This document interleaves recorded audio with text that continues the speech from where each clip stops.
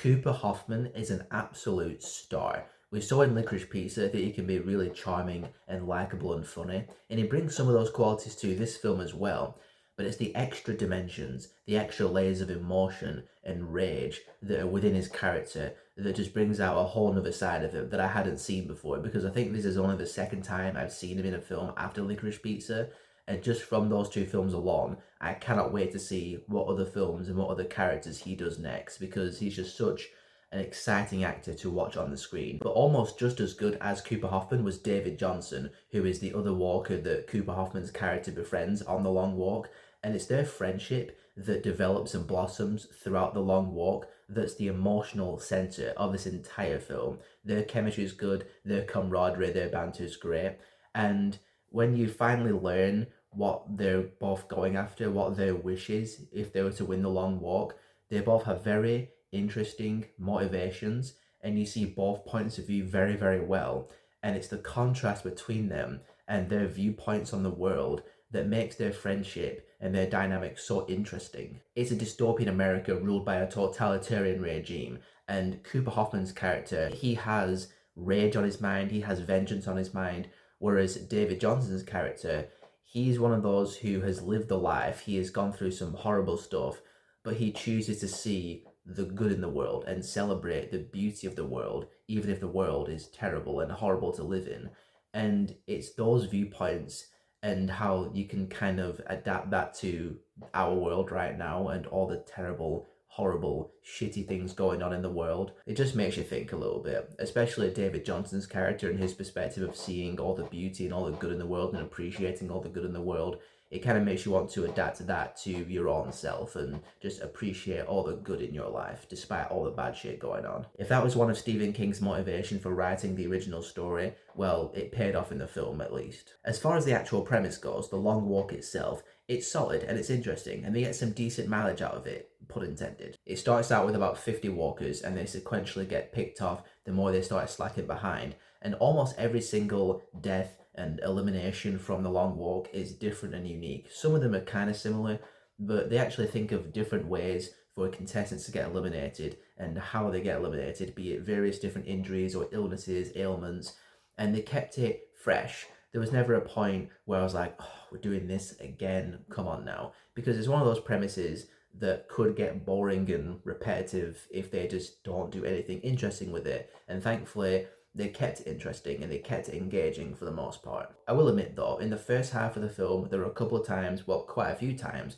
where it's the characters walking and talking and walking and talking, which is to be expected given the premise. It's just a couple of those times I wasn't terribly interested in their conversation. It's kind of a slow burn, which is fitting given it's the long walk. It's just, it takes quite a while to learn anything about our core 5 or 6 main characters. Cooper Hoffman and David Johnson, they give some characterization to each other throughout the whole film.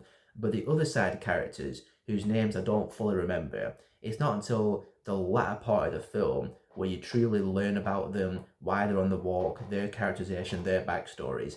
And it just makes that first half feel a bit slower than it kind of maybe should be, maybe shouldn't be. I'm wrestling with it because it's the long walk, so of course it's not going to be a fast-paced film. Just like I said, the first half I felt kind of sort of pale in comparison to the second half. The second half is where the real meat of this film is, character-wise, story-wise. The first half is just the path to getting to it. As a whole, The Long Walk for me was a little bit overhyped because I've seen such reactions like best Stephen King film of all time, and I've even seen some people say it's an all-time great film in general. Seriously. And there's also some other kind of reactions about the film, like it's brutal and it's harrowing and it's really, really difficult to watch. It's not really. I'm not saying it isn't brutal. I mean, the first kid that's eliminated from the long walk is shot in the head with a rifle, and it's right in the center of the screen, so you see it, him getting shot right in the head like that. It's just, it's not that brutal to me. I think Terrifier has kind of ruined me because I don't think any film is going to top the Terrifier films in terms of brutality and being genuinely disturbing and difficult to watch. I also wish that we learned a bit more about America in this film because we know it's a dystopia, we know it's a totalitarian regime, and there's one flashback scene where they kill Cooper Hoffman's dad for teaching old ideas and old ways of thinking and learning and whatnot. But we don't really learn much more about it than that. We hear that there was a war a long time ago, and there's lots of poverty, and as Mark Hamill's character says, an epidemic of laziness, which was kind of funny. And we see people watching on from the poverty-stricken sidelines. But I just wanted to know a bit more about this version of America. Why is it so terrible? What specifically makes it such a horrible dystopia? It would kind of help make some motivations of the characters feel a bit more, full-fledged and a bit clearer, and we could actually get on board of it a bit better to see the piece of shit America they're trying to kind of fight against. It's just an observation, something I would have liked the film to have kind of fleshed out a little bit better. So overall, the film was a little bit overhyped for me. It wasn't quite as impactful as I've read that it should have been, but I still enjoyed the film. It was a solid premise, really, really good acting from Cooper Hoffman and David Johnson especially, and there's some good emotional beats in there, some good kind of messages and themes, again, about seeing the beauty in a terrible world. It's a film that's worth watching. It's just one that I didn't love like a lot of people have loved.